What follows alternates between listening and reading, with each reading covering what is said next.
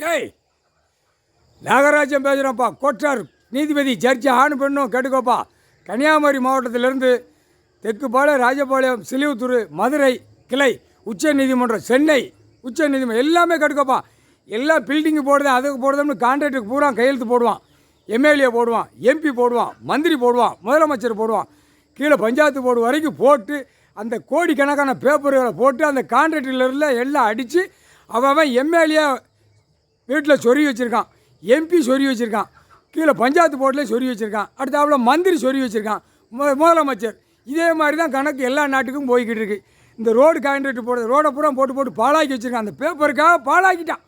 பேப்பருக்காக எல்லா அமைச்சர்களும் மழையை ஓடடா, நம்ம மண் அல்லடா, அதில் கமிஷன் எது பூரா நடத்துகிற 2ஆம் நம்பராக நடத்துகிற பூராவே பிடிச்சிருவார். பிடிச்சி உள்ளே கொண்டு போயிடுவார்.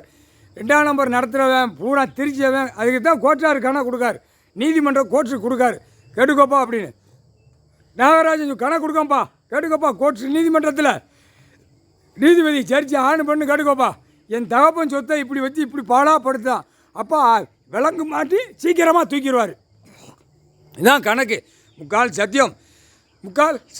இதுதான் கமிஷனாக போடு. எல்லாம் தெரியும். நீதிமன்ற கோர்ட்டுக்கு லாயருக்கு எல்லாத்துக்குமே தெரியும். இருந்தாலும் கணக்கு கொடுக்கணும்ல.